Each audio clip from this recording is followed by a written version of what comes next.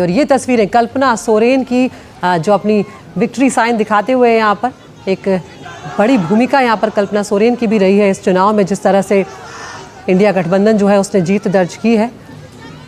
और प्रभाकर हमारे सहयोगी हमारे साथ जुड़े हुए हैं रांची में सीएम हाउस से।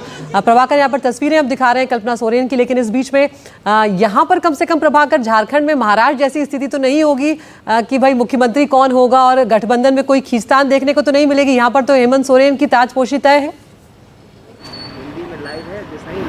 जी बिल्कुल तय है और ये बात हम कर इस बात को करने की ज़रूरत भी नहीं है, क्योंकि पहले दिन से ही इंडिया ब्लॉक ने इसे क्लियर कर दिया था और इसमें कोई कन्फ्यूजन, किसी भी स्तर पे कोई कन्फ्यूजन नहीं हुआ था कि हेमंत सोरेन उनके मुख्यमंत्री के चेहरे होंगे और उसी पे उन्हीं के चेहरे पे पूरा चुनाव लड़ा गया था।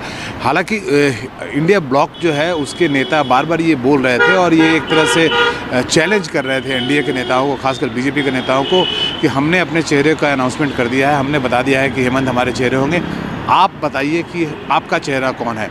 और ये असमंजस की स्थिति जो है ये न केवल वोटरों में थी बल्कि नेताओं में भी थी, क्योंकि वहाँ पे किसी का भी चेहरा डिक्लेयर नहीं किया गया था। हालांकि वहाँ पर अगर आप आदिवासी चेहरे की भी बात करेंगे तो बड़े चेहरे थे, चाहे वो चंपई सोरेन जो पूर्व मुख्यमंत्री थे, चाहे बाबूलाल मरांडी हो, चाहे अर्जुन मुंडा हो, 3 पूर्व मुख्यमंत्री थे। उसके बाद भी और भी बड़े चेहरे हैं जो कि एनडीए ब्लॉक में थे, भाजपा में थे। कोल्हान टाइगर की अगर बात करें तो उनके लिए तो बहुत ही अफसोस वाला आज दिन होगा, क्योंकि उन्होंने जो सोच समझकर पाला बदला और जो सपने उन्होंने देखे होंगे वो सब आज धराशायी होगा इन नतीजों के बाद। जी बिल्कुल, चंपई सोरेन को कोल्हान का टाइगर बोलते हैं लोग। कोल्हान एक इलाका है जो जमशेदपुर के पास का इलाका है।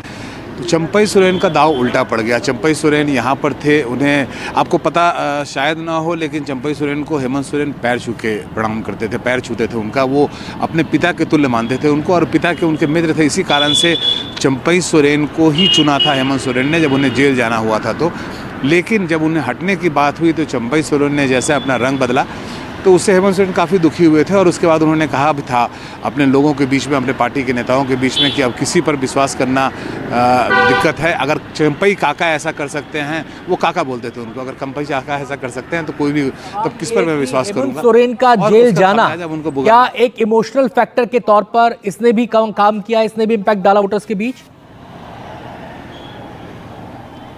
ये बहुत बड़ा फैक्टर है। ये जैसे आदिवासी और महिलाओं की हम बात कर रहे हैं, उससे सबसे बड़ा फैक्टर जो है, और जो मेरा मानना है कि ये एक बड़ी गलती हो गई और हेमंत सोरेन के लिए ये एक बड़ी अच्छी चीज़ हुई कि वो जेल भेजे गए। अगर वो शायद जेल न भेजे गए होते तो मुझे नहीं पता कि रिज़ल्ट पर क्या फ़र्क पड़ता, लेकिन आंकड़ों पर ज़रूर फ़र्क पड़ता, क्योंकि उनके जो आदिवासी वोटर हैं उनका मानना है कि हेमंत सोरेन देश के इकलौते आदिवासी मुख्यमंत्री थे उस समय, और उसके बाद भी उन्हें विक्टिमाइज़ करके गलत चार्जेस में फंसा के और उन्हें जेल भेजा गया।